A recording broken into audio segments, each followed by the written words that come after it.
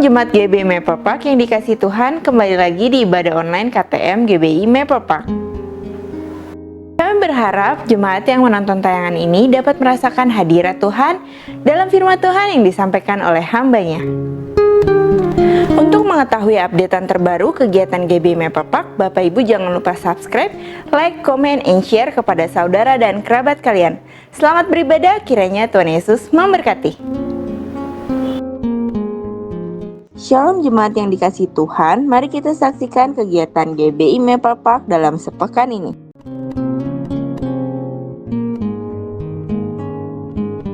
Ibadah online GBI Meperpak Minggu 13 Juni 2021 akan dilayani oleh Pendeta Rubin Ong.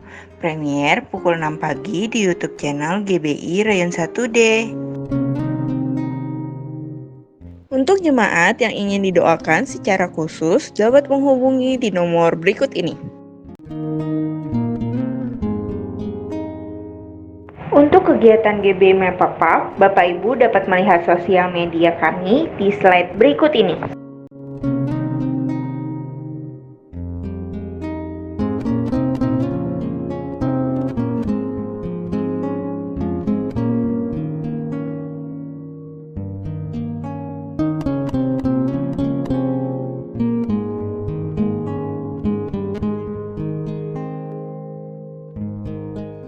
Bagi jemaat yang ingin memberikan persembahan, dapat mentransfer ke nomor rekening BCA berikut ini.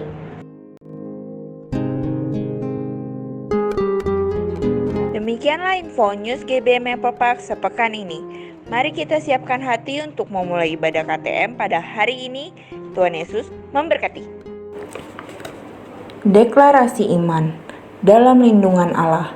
Orang yang duduk dalam lindungan yang maha tinggi dan bermalam dalam naungan yang maha kuasa akan berkata kepada Tuhan, tempat perlindunganku dan kubu pertahananku, Allahku yang kupercayai.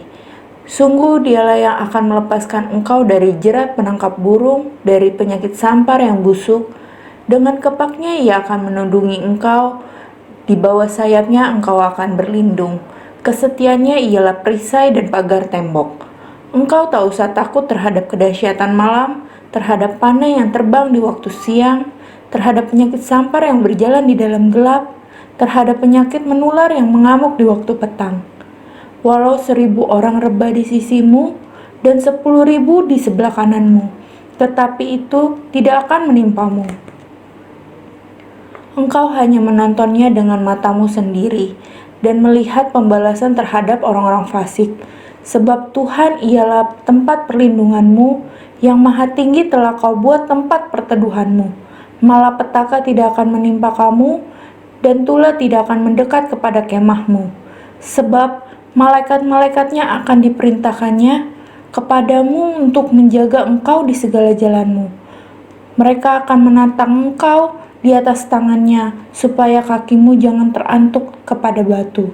Singa dan ular tedung akan kau langkahi, engkau akan menginjak anak singa dan ular naga. Sungguh hatinya melekat kepadaku, maka aku akan meluputkannya. Aku akan membentenginya sebab ia mengenal namaku. Bila ia berseru kepadaku, aku akan menjawab. Aku akan menyertai dia dalam kesesakan. Aku akan meluputkannya dan memuliakannya. Dengan panjang umur akan kukenyangkan dia, dan akan kuperlihatkan kepadanya keselamatan daripadaku. Amin. Pentakosta ketiga. 1. Pentakosta ketiga adalah pencurahan Roh Kudus yang dahsyat di zaman now, melebihi yang terjadi di Azusa Street. 2. Pentakosta ketiga akan mengakibatkan penuaian jiwa yang terbesar dan yang terakhir sebelum Tuhan Yesus datang kembali. 3. Pentakosta ketiga akan membangkitkan generasi Yeremia, yaitu anak-anak muda yang dipenuhi Roh Kudus, cinta mati-matian kepada Tuhan Yesus, tidak kompromi terhadap dosa, dan akan bergerak untuk memenangkan jiwa. 4. Pentakosta ketiga lahir di Indonesia dan bergerak ke bangsa-bangsa. Gerakan ini dari timur ke barat dan akan kembali ke Yerusalem. 5. Pentakosta ketiga akan memberikan kuasa untuk menyelesaikan amanat agung. Dan setelah itu Tuhan Yesus datang kembali. Puji nama Tuhan. Shalom Giving Maple Park. Malam hari ini kita siap memuji Tuhan bersama, amin. Yang siap bersuka cita boleh lambaikan tangan kita. Sorak-sorai yang meriah buat Tuhan kita, haleluya. Sebab kita punya Allah yang baik, Yesus Kristus namanya.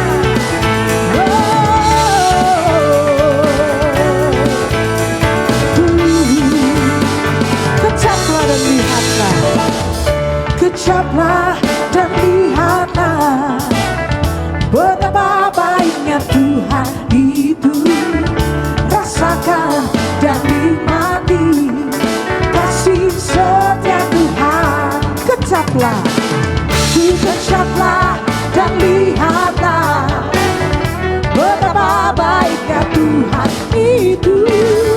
Rasakan dan nikmati kasih setia Tuhan. Kasih setia, kasih setia Tuhan. Syukur bagimu Tuhan, segala hormat bagimu Tuhan. Allah yang mengasihiku, Allah yang memeliharaku.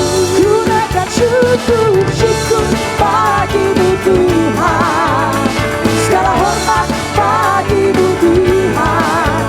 Allah yang mengasihiku, Allah yang memeliharaku selamanya.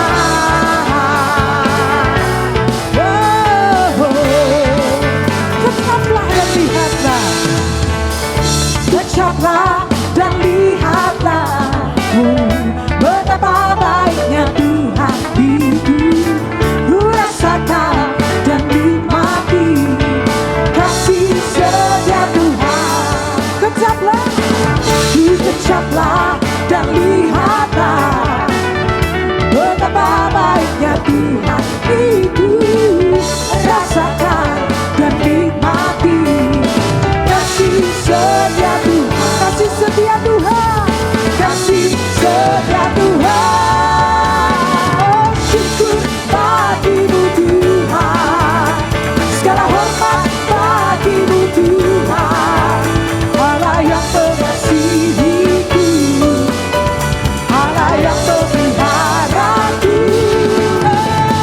Syukur bagimu Tuhan, segala hormat bagimu Tuhan. Allah yang mengasihiku, Allah yang memeliharaku. Syukur bagimu Tuhan, segala hormat bagimu Tuhan. Allah yang mengasihiku, Allah yang memelihara. Sekali lagi jangankan syukur, syukur bagimu Tuhan, segala hormat bagimu Tuhan. Oh Allah yang mengasihiku, Allah yang memeliharaku selamanya, selamanya, selamanya.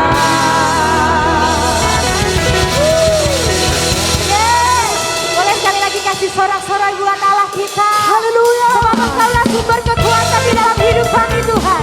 Haleluya.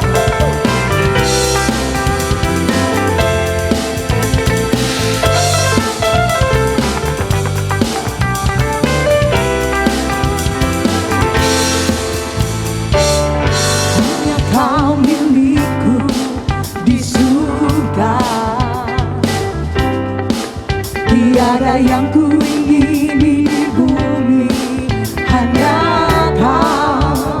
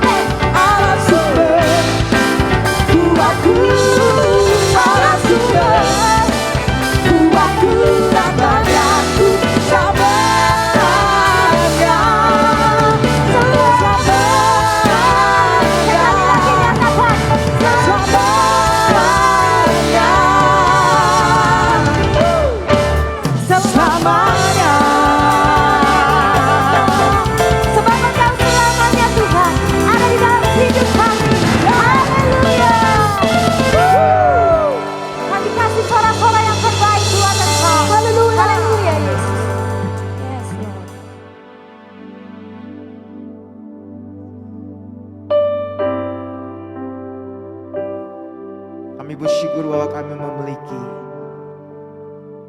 Bapa yang dapat kami andalkan di hidup kami.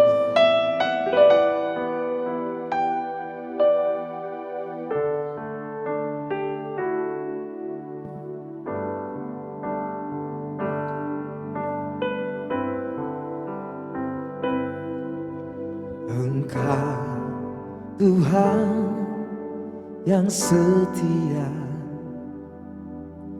waktumu selalu yang terbaik. Engkau Tuhan sandaranku, dan ku hanya kan berharap padamu.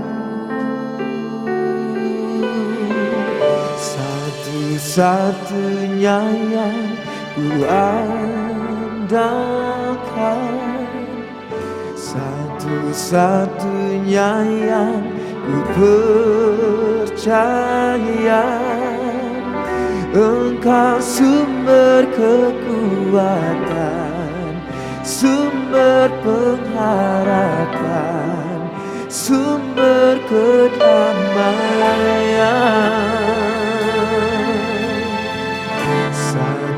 Satu-satunya yang kuandalkan, satu-satunya yang ku percaya. Engkau Tuhan memberkati, Tuhan penemuku, Tuhan penemuku.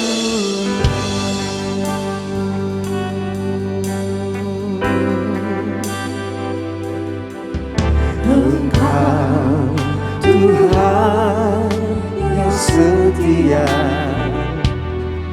waktumu selalu yang terbaik.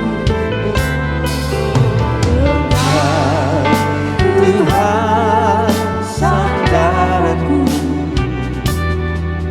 dan ku hanya kan berharap padamu. Satu-satunya yang kuandalkan, satu-satunya yang percaya. Engkau sumber kekuatan, sumber pengharapan, sumber kedamaian.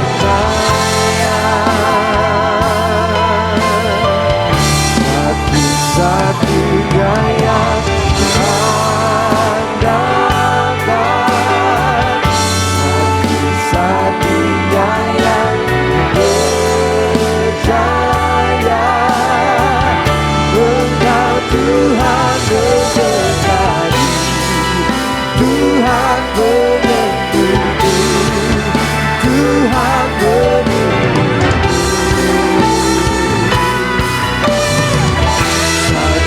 Satu-satunya yang kuandalkan, satu-satunya.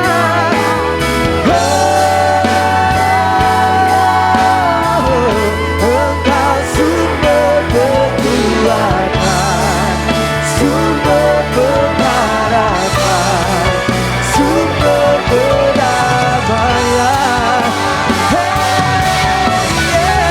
Satu-satunya yang kuandalkan, satu-satunya yang percaya. Engkau Tuhan memberkati, Tuhan menentuku, Tuhan penuliku. Engkau Tuhan, Engkau Tuhan memberkati, Tuhan penemuku, Tuhan penuliku. Engkau Tuhan, Engkau Tuhan memberkati, Tuhan penemuku,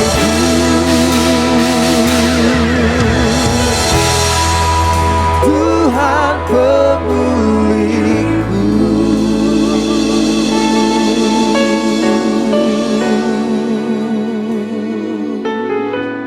Oh Tuhan, kami berserah,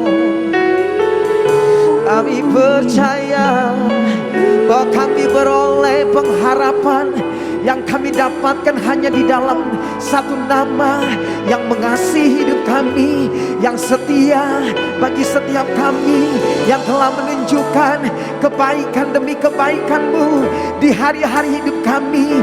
Korasya kalamata kalamaso yang dalam aseri hirian dalam maso yang lamone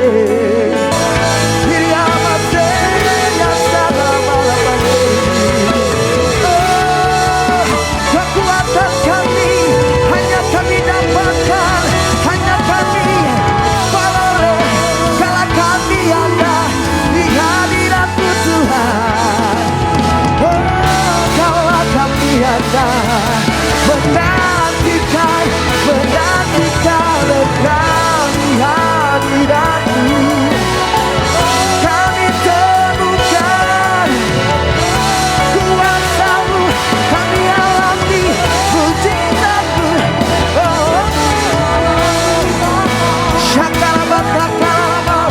Mari saya mengajak saudara di rumah, boleh angkat dua tangan kita.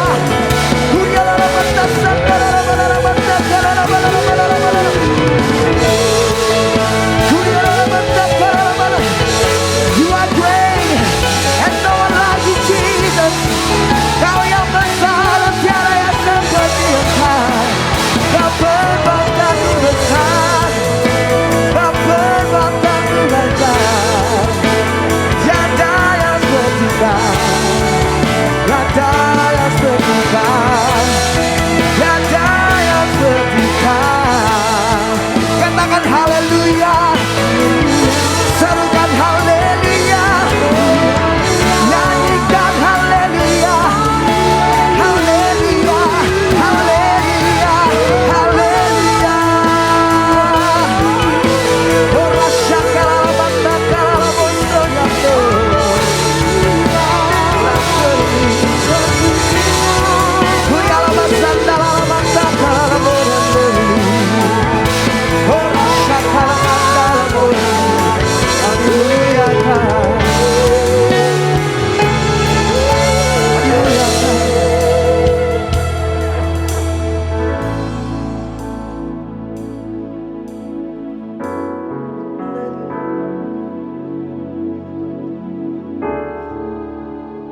Kami bersyukur untuk hadirat-Mu yang memberkati kami.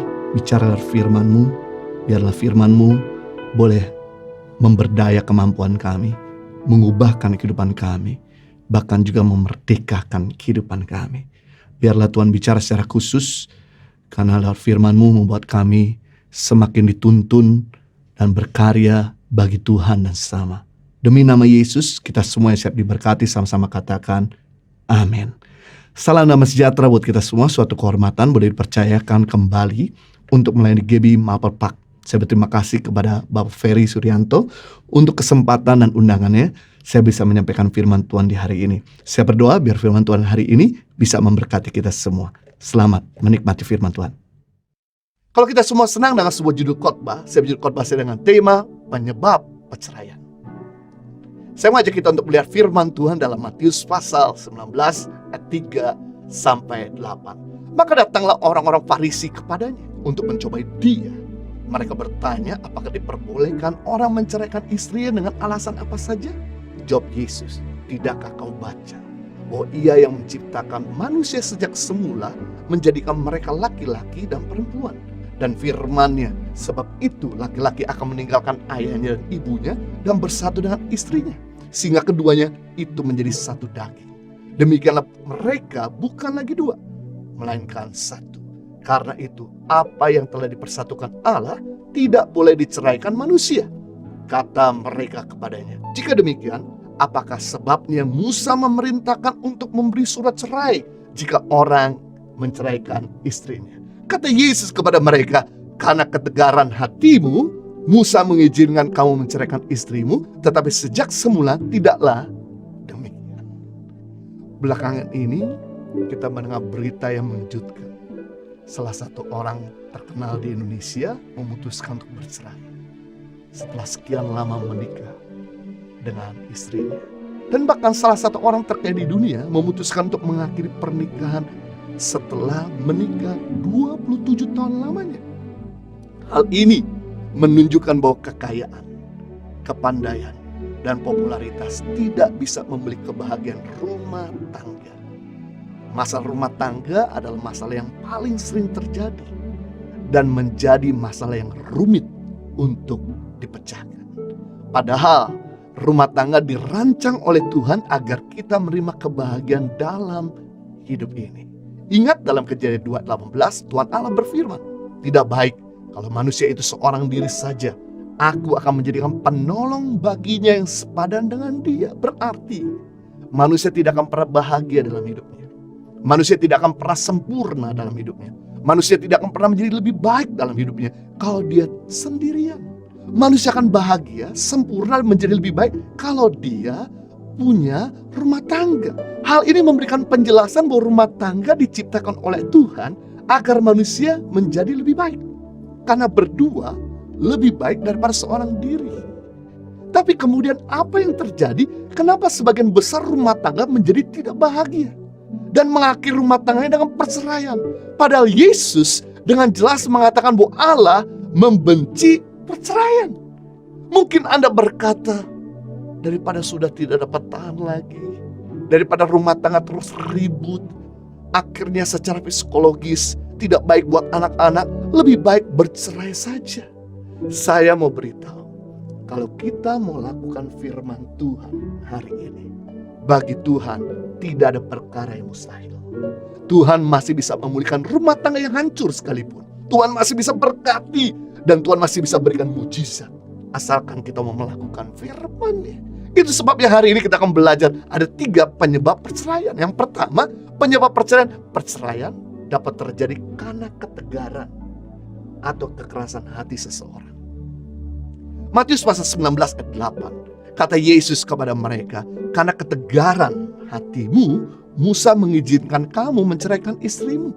Tetapi sejak semula tidaklah demikian." Jadi kita bisa melihat di sini bahwa rancangan Tuhan semula tidak mengizinkan perceraian. Yesus boleh hidup berbeda zaman dengan Musa, tetapi tentang apa yang menjadi kehendak Allah bagi pernikahan mereka ternyata sependapat. Kebenaran Allah itu memang kekal. Yesus tidak membenarkan bahwa Musa menyetujui perceraian, tetapi surat izin cerai yang diberikan Musa karena ketegaran, kekerasan hati mereka sendiri yang memaksa perceraian. Sejak kapanpun, sampai kapanpun, sesungguhnya perceraian tidak pernah diizinkan oleh Tuhan. Dengan kata lain, untuk setiap masalah rumah tangga sebetulnya ada jalan keluar. Jika kita mau berserah kepada Tuhan, jika kita mau merendahkan diri dan meminta pertolongan kepada Tuhan, pasti Dia sanggup untuk melakukan mujizatnya. Di dalam Alkitab, semua orang yang datang kepada Yesus dengan merendahkan diri dan memohon pertolongan kepada Tuhan, tidak ada satupun di antara mereka yang tidak mengalami mujizat Tuhan. Mereka semua menerima belas kasihan dari Tuhan. Sebagai contoh, wanita yang sakit pendarahan 12 tahun lamanya, ketika dia mendengar bahwa Yesus lewat di kotanya, dia memberanikan diri keluar dari rumahnya, comfort zone-nya. Karena seorang wanita kalau datang pendarahan atau datang bulan, mengalami pendarahan, maka dianggap najis. 12 tahun lamanya dia mengurung diri karena dia gak mau dihina orang.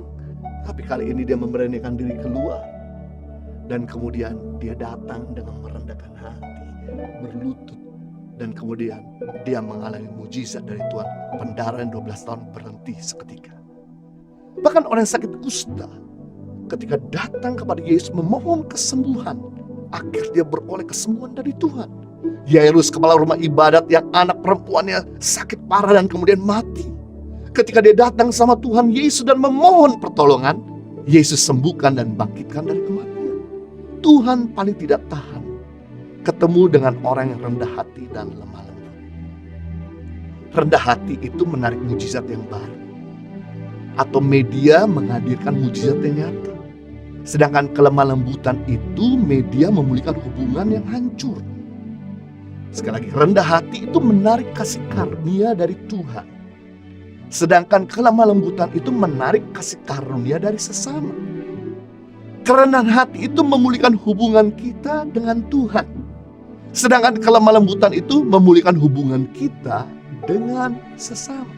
Jadi kalau kita ingin mendapatkan favor from God, humble, rendah hati. Kalau kita pengen dapat favor from men and others, kita perlu lemah lembut. Karena persoalan terbesar dan terbanyak yang terjadi dalam kehidupan kita sehari-hari disebabkan karena ketiadaan kelemah lembutan. Hubungan suami dengan istri bercerai karena hati yang tidak lemah lembut. Hubungan adik dan kakak tidak bicara puluhan tahun karena mulut yang tidak lemah lembut. Hubungan atasan dan bawahan bisa bertengkar karena sikap yang tidak lemah lembut. Ternyata ketiadaan lemah lembutan penyebab persoalan terbesar dan terbanyak dalam hubungan kita sehari-hari. Itu sebabnya firman Tuhan berkata dalam Matius 5 ayat 5, berbahagialah orang yang lemah lembut, karena mereka akan memiliki bumi. Kata berbahagia dalam bahasa Yunani atau dalam bahasa asli artinya makario, yang arti kebahagiaan begitu besar, kebahagiaan yang begitu langgeng, ketenangan yang begitu besar, ketenangan yang begitu langgeng. Kebahagiaan dimiliki oleh pembesar-besar dan petinggi-petinggi. Jadi kalau kita ingin memiliki kebahagiaan yang permanen, kebahagiaan yang kekal, kebahagiaan yang besar, yang kita lakukan adalah yaitu lemah lembut. Kebahagiaan tidak didapatkan dari banyaknya harta. Kebahagiaan tidak didapatkan dari tinggi jabatan. Kebahagiaan tidak didapatkan dari kepandaian seseorang. Kebahagiaan tidak didapatkan dari wajah yang cakep. Tapi kebahagiaan didapatkan ketika kita lemah. Jangan pernah berpikir ketika kita menang pertengkaran kepada pasangan kita membuat kita bahagia. Atau kita menang pertengkaran kepada teman kita membuat kita bahagia. Ingat, 1 jam Anda menyimpan dendam, 1 jam Anda kehilangan damai sejahtera. 1 hari Anda menyimpan kekecewaan, 1 hari Anda kehilangan sukacita. 1 tahun Anda menyimpan pahit, 1 tahun Anda kehilangan kebahagiaan. Jadi kebahagiaan tidak didapatkan dari fasilitas, tapi kebahagiaan ketika kita mampu lemah lembut. Matius 5:5 dikatakan berbagai orang yang lemah lembut karena mereka akan memiliki bumi. Menarik di sini biasanya menurut ukuran dunia orang yang memiliki bumi adalah orang yang diktator. Biasanya menurut ukuran dunia orang yang memiliki bumi, memiliki aset adalah orang yang punya kekuasaan, orang yang otoriter, orang yang punya segala-galanya. Tapi justru firman Tuhan berkata berbeda. Justru orang yang lemah lembutlah yang memiliki bumi, yang memiliki aset, yang memiliki masa depan, yang memiliki relationship-nya, yang memiliki hubungan pernikahan yang baik. Coba kalau Anda nggak lemah lembut, keluargamu tidak aman. Coba kalau Anda nggak lemah lembut, posisimu tidak aman. Coba kalau Anda nggak lemah lembut, asetmu tidak aman. Coba kalau Anda nggak lemah lembut, masa depanmu tidak aman. Justru yang membuat keluarga kita aman, pernikahan kita aman, posisi kita aman, aset kita aman, masa depan kita aman, yaitu kelemah lembutan. Lemah lembut itu artinya power under control, kuasa yang bisa dikendalikan, atau yang saya sebut dengan ini, kemampuan yang bisa dikontrol. Ketahuilah bahwa kuasa dan kasih tidak bisa berjalan bersama. Ketika kuasa dilepas, kasih akan macet, mampet, dan tertahan. Tapi ketika kuasa ditahan, kasih akan mengalir. Jadi, kelemah lembutan adalah kemampuan seseorang untuk mengendalikan perkataannya, emosinya, tangannya. Dia bisa menguasai diri seperti Yesus ketika diludahi. Dia bisa kuasai diri ketika dia dipecut, ketika dia dipukul, ketika dia dihina, ketika dia dicambuk, ketika dia dianiaya, ketika dia ditinggalkan, ketika dia disalah mengerti, ketika dia dipaku dan disalibkan, dia ditombak. Tidak ada perkataan sia-sia yang keluar dari mulut bibir Yesus, melainkan perkataan agung dan mulia. Bapa, ampuni mereka, kan mereka nggak tahu apa mereka perbuat. Menunjukkan bahwa dia punya kekuatan atau kemampuan untuk melawan, atau membalas dendam, atau mengutuk. tapi dia tidak lakukan, melainkan memberkati. Kalau Yesus waktu itu mengutuk, maka yang terjadi bukan kasih yang keluar, melainkan sesuatu yang lebih buruk terjadi. Itu sebabnya saya senang kata pria. Dalam bahasa Inggris artinya gentleman. Gentleman berasal dua akar kata, gentle and man, pria yang lembut. Jadi pria diciptakan oleh Tuhan itu jadi pemimpin atas keluarganya, jadi pemimpin atas istri dan anak-anaknya. Nah, syarat untuk memimpin dibutuhkan kemampuan untuk lemah lembut. Jadi kalau Anda tidak bisa lemah lembut, jangan jadi pemimpin. Karena untuk jadi pemimpin dibutuhkan kesabaran tingkat tinggi. Untuk menjadi penguasa dibutuhkan penguasaan diri tingkat tinggi. Itu sebabnya kalau Anda mau punya pernikahan yang aman dan bahagia, belajarlah untuk jadi lemah lembut dan jangan jadi keras hati. Yang kedua, penyebab perceraian, yaitu perceraian dapat terjadi bila kita mengabaikan firman Tuhan.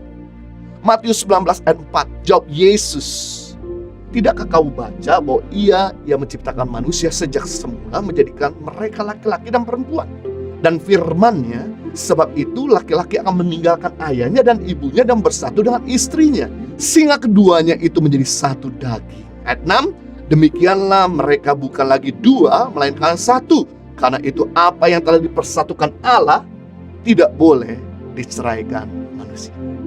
Ketika kita menikah dengan pasangan kita, maka kita tidak lagi jadi dua, melainkan satu daging. Jika kita bercerai, maka kita sedang menghancurkan diri kita sendiri. Kita sedang merusak diri kita sendiri. Itu sebabnya ketika Anda menyakiti pasanganmu, Anda sedang menyakiti dirimu. Ketika Anda melukai pasanganmu, Anda sedang melukai dirimu sendiri, karena Anda sudah jadi satu daging. Kalau Anda mengasihi pasanganmu, Anda sedang mengasihi dirimu sendiri. Ketika Anda menyayangi pasanganmu, Anda sedang menyayangi dirimu sendiri. Akibatnya, ketika rumah tangga bermasalah, maka yang terjadi pekerjaan, kesehatan, dan jiwa pun ikut bermasalah. Tetapi jika keluarga itu baik dan bahagia, maka pekerjaan dan kesehatan pun ikut baik. Kejiwaan kita juga ikut sehat. Firman Tuhan diberikan kepada kita bukan untuk keuntungan Tuhan, tapi firman Tuhan diberikan pada kita untuk keuntungan kita. Anda mau lakukan firman, Anda tidak mau lakukan firman, Tuhan tidak pernah rugi sama sekali. Tuhan selalu untungnya rugi kita kalau kita nggak lakukan firman. Sama ketika kita memberi perintah kepada anak kecil, nah, kamu sikat gigi. Kalau dia nggak sikat gigi, maka yang dirugikan bukan si orang tua, tapi si anak itu sendiri.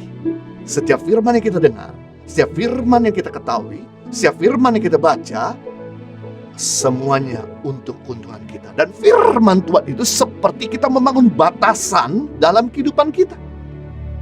Firman Tuhan itu seperti pagar untuk kita nggak menyimpang ke kanan dan ke kiri. Batasan dibuat untuk melindungi supaya kita tidak mengalami kerugian atau kecelakaan. Mengabaikan batasan membuat kita mengalami kerugian yang besar. Contoh, jika mobil kita menabrak batasan jalan, memang mobil kita penyok, tapi kita terhindar dari kematian. Batasan menghindari kita dari kerugian yang lebih fatal. Saya pernah lihat beberapa di film-film mobil balap ketika mereka sedang berkompetisi dan kemudian mereka hampir mau masuk jurang, tapi karena ada batasan mencegah untuk orang tersebut mengalami maut. Tapi bagi jalan yang tidak ada batasan, mobil tersut ternyata tanpa sengaja dia gak bisa kendalikan setirnya dan dia masuk ke jurang. Akibatnya bukan cuma mobil yang hancur, maka orang di dalamnya pun ikut mati. Batasan berfungsi sebagai alarm untuk memperingatkan kita bahwa ada bahaya. Kita harus segera berhenti, jangan dilanjutkan, atau segera putar balik. Banyak orang muda atau orang dewasa yang salah mengerti. Mereka tidak suka dibatasi. Mereka suka melakukan apa saja yang mereka mau. Mereka mau bebas dan tidak suka dikekang. Pacaran maunya bebas, nonton maunya bebas, tidak mengenal waktu, main maunya bebas, ngomong maunya bebas, kerja atau bisnis maunya bebas, nikah maunya bebas. Apa yang jadinya jika semua ini kita lakukan? Maka bukan cuma hidup kita yang kacau, dunia ini jadi kacau gara-gara kita. Firman Tuhan yang kita lakukan menjaga agar kita jangan hancur dan jangan merugikan orang lain. Sedangkan firman Tuhan yang kita abaikan membawa kita pada jalan kesengsaraan dan bahkan merugikan orang lain. Akibat dosa selalu mendatangkan kehancuran dan penurunan. Sedangkan akibat kebenaran mendatangkan peningkatan dan kelimpahan. Jadi kalau kita mau mengalami peningkatan dan kelimpahan, hindari dosa. Hiduplah dalam kebenaran. Karena upah dosa memang maut, tapi kasih karunia Tuhan yaitu hidup yang kekal. Tidak usah jauh-jauh teringat dengan kisah Adam. Sudah diperingatkan sama Tuhan, jangan makan buah pohon pengetahuan yang baik dan jahat. Kemudian Adam abaikan. Dia mau bebas dengan makan buah pengetahuan yang baik dan jahat. Akibatnya Adam diusir dari Taman Eden. Adam yang tidak pernah mengalami sakit jadi mengalami sakit penyakit. Adam yang tidak pernah mengalami kekurangan jadi mengalami kekurangan. Berikutnya Simpson sudah diperingatkan sama firman Tuhan dan orang tua jangan berpacaran sembarangan. Simpson abaikan suara orang tua dan firman Tuhan. Akibatnya Simpson yang kuat dan perkasa jadi Simpson yang lemah dan dipermalukan. Selalu akibat dosa mendatangkan penurunan kehancuran. Salomo sudah diperingatkan sama firman Tuhan, jangan punya banyak istri. Salomo abaikan, dia lawan, dia abaikan batasan. Dia tetap mengambil sebanyak-banyak perempuan untuk jadi istrinya. Akibat Salomo yang cinta Tuhan, jadi Salomo yang meninggalkan Tuhan. Hidup ini udah susah, jadi jangan tambah susah karena perbuatan bodoh kita. Yesus mengajarkan pada kita bagaimana dia bisa mengalahkan godaan, yaitu dengan memegang firman Tuhan yang menjadi batasan dan melakukan firman Tuhan. Ketika Yesus berpuasa 40 hari, datanglah si iblis di hari ke-40 Yesus berpuasa untuk menggodanya. Iblis tidak datang pada waktu Yesus dalam keadaan kuat. Iblis datang ketika Yesus dalam keadaan lemah, ketika di hari ke-40 puasa. Dan dia kemudian menggelitik agar Yesus mengikuti kemauannya dengan mengubah batu jadi roti. Bagi Yesus tidak ada mustahil untuk mengubah batu jadi roti. Tapi saya senang ketika iblis menggoda Yesus. Yesus berkata, manusia tidak hidup oleh roti saja, melainkan setiap firman yang keluar dari mulut Tuhan. Firman Tuhan menjadi batasan sehingga Yesus tidak keluar dari kehendak Bapa. Kemudian iblis membawa kembali Yesus ke atas bait Allah dan kemudian menggoda Yesus untuk menggunakan powernya agar dia menjatuhkan diri dari atas bait Allah. Maka akan ada malaikat yang akan menggendong. Ketahuilah bahwa malaikat itu di bawah manusia. Malaikat itu diciptakan untuk melayani manusia, apalagi Tuhan. Jadi jenjangan aja sama manusia, malaikat di bawah manusia. Pasti bagi Yesus untuk memerintahkan malaikat menopangnya bisa dilakukan. Tapi dia tidak melakukan. Dia berkata, ada tertulis, jangan coba yang Tuhan Allah. Amazing. Ini yang membuat Yesus tidak jatuh di dalam godaan. Kemudian iblis membawanya ketiga kali ke bukit yang tinggi dan memperlihatkan seluruh kerajaan yang ada di muka bumi dan berkata, semua kerajaan yang akan kuberikan kepadamu asalkan kau sujud menyembah kepadaku.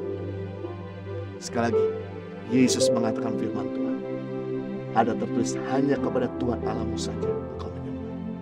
Ketika iblis goda Yesus 3 kali dan Yesus pegang firman Tuhan, inilah yang membuat Yesus berkemenangan dan iblis lari terbirit-birit. Jadi kita sebagai anak muda, jadi kita sebagai orang dewasa bisa hidup berkemenangan, bisa selamat dalam pernikahan, bisa selamat dalam relationship, asalkan kita melakukan firman. berpegang pada firman. Jadi bersyukur kalau ada firman Tuhan yang menjadi pagar dalam kehidupan kita, mengingatkan kita agar kita jangan hancur. Jadi jangan abaikan firman Tuhan. Kalau hari ini Tuhan sedang berbicara kepada kita, segera lakukan. Yang ketiga, penyebab perceraian. Perceraian dapat terjadi bila kita tidak mempunyai komunitas yang sehat. Amsal 12 ayat 15, jalan orang bodoh lurus dalam anggapannya sendiri, tetapi siapa mendengarkan nasihat, ia bijak. Setiap orang itu merasa bahwa dirinya paling benar, merasa bahwa pandangannya paling benar, mulut yang paling benar, keputusan paling benar. Tetapi begitu dia dengar masukan dari orang lain, baru dia ngeh, ternyata saya ini salah. Dan akibat dia mendengarkan orang lain, dia jadi bijak. Jadi kita ini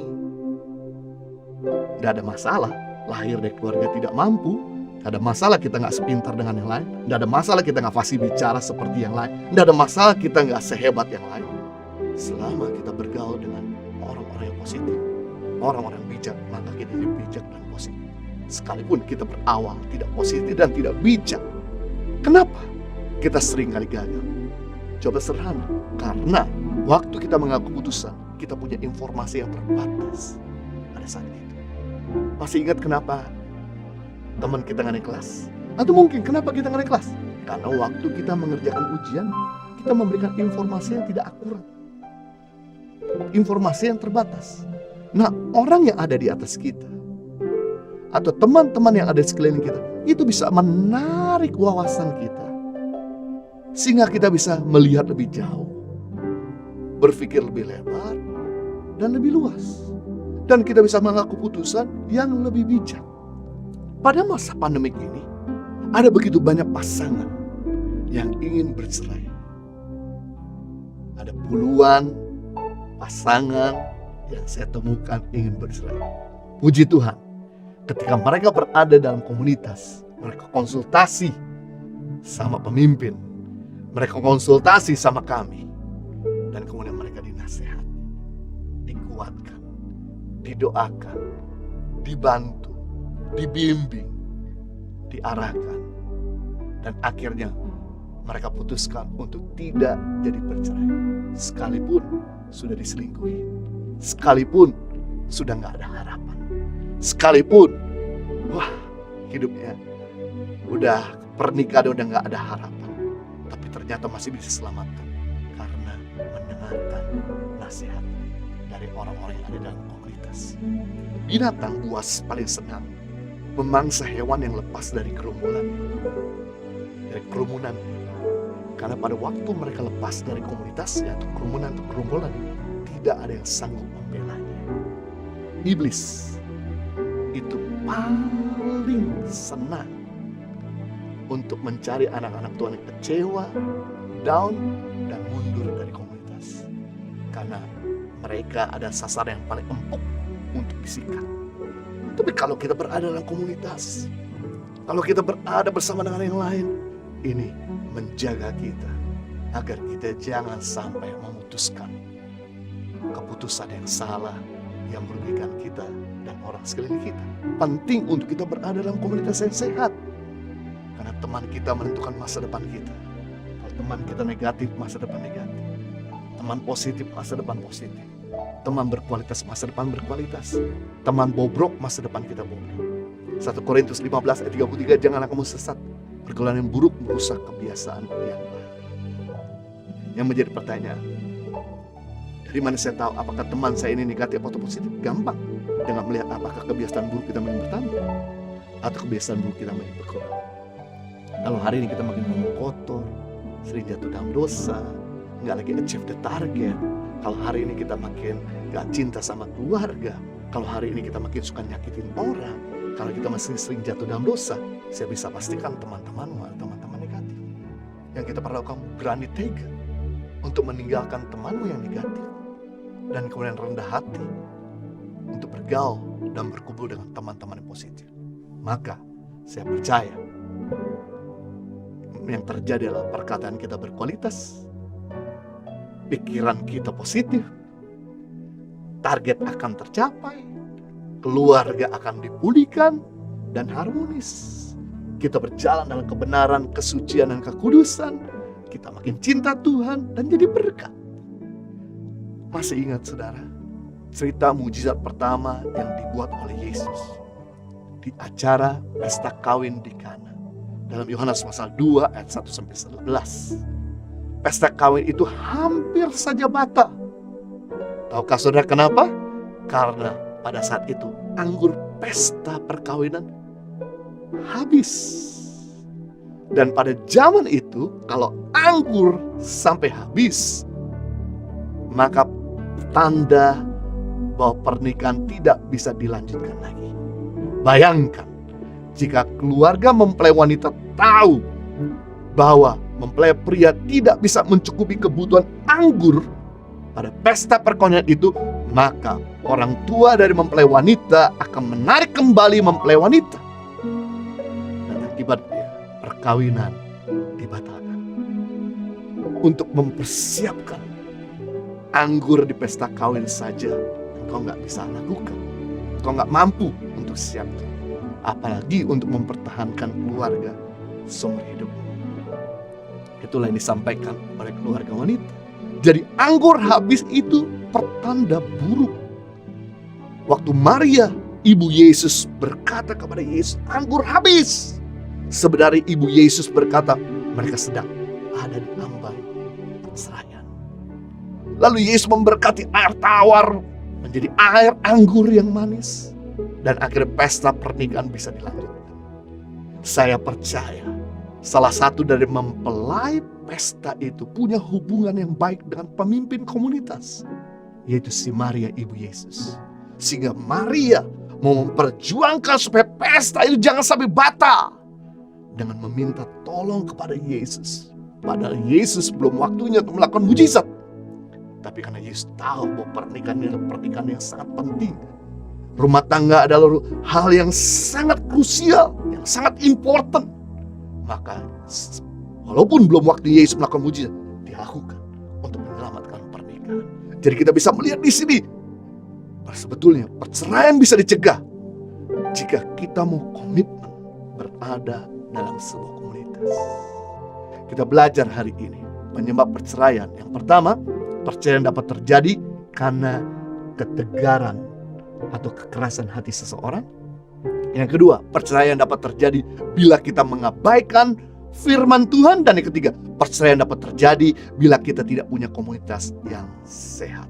Saya berdoa agar pernikahan kita sehat, pernikahan kita bahagia dan kuat. Dan saudara yang sedang ada di ambang perceraian, saya berdoa biar mujizat Tuhan menolong pernikahanmu sehingga bisa dipulihkan. Mari kita berdoa. Bapa di surga, terima kasih untuk firman-Mu yang telah menginspirasi dan memberkati kami sehingga hari ini kami belajar menyebab perceraian, berjebak di mana konflik terjadi karena ketegaran atau kekerasan hati seseorang.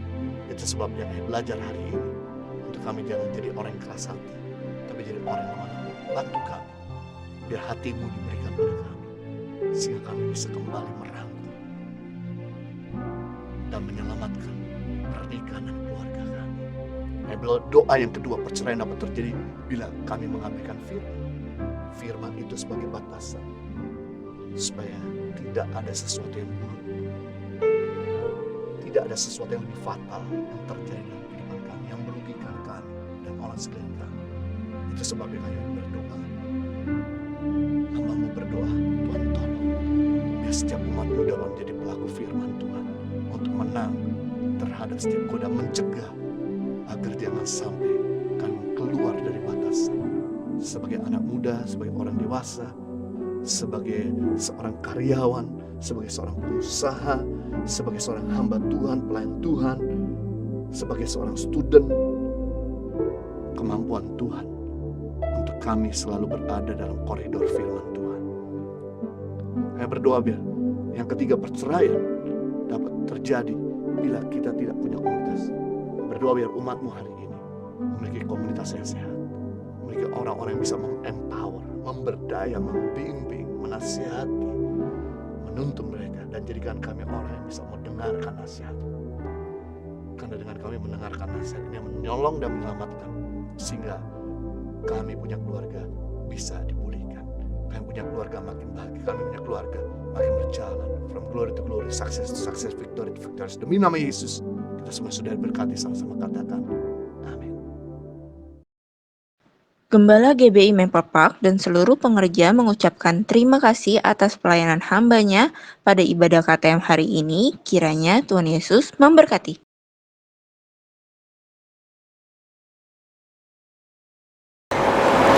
Shalom, Bapak Ibu Saudara yang kasih Tuhan. Kita sudah mendengarkan kebenaran firman Tuhan, dan sebelum kita mengakhiri ibadah kita pada malam hari ini, kita akan berdoa. Bapa, kiranya memberkati hamba-Mu yang sudah menyampaikan isi hati-Mu pada malam hari ini. Berkati juga setiap kami yang sudah mendengarkan kebenaran firman Tuhan. Berkati setiap hamba-Mu yang sudah melayani Bapa. Biarlah berkat yang berlimpah-limpah dari Allah Bapa di surga, di dalam anak yang tunggal Tuhan kita Yesus Kristus, dan di dalam persekutuan yang manis dengan Allah Roh Kudus, senantiasa menyertai Bapak Ibu sekalian, mulai malam hari ini, bahkan sampai selama-lamanya, sampai Tuhan Yesus datang menjemput kita di awan-awan yang permai. Mari kita yang percaya dan berkati Tuhan bersama katakan, amin. Tuhan Yesus memberkati. Kami dan segenap kru yang bertugas mengucapkan terima kasih atas perhatiannya. See you next week and God bless you.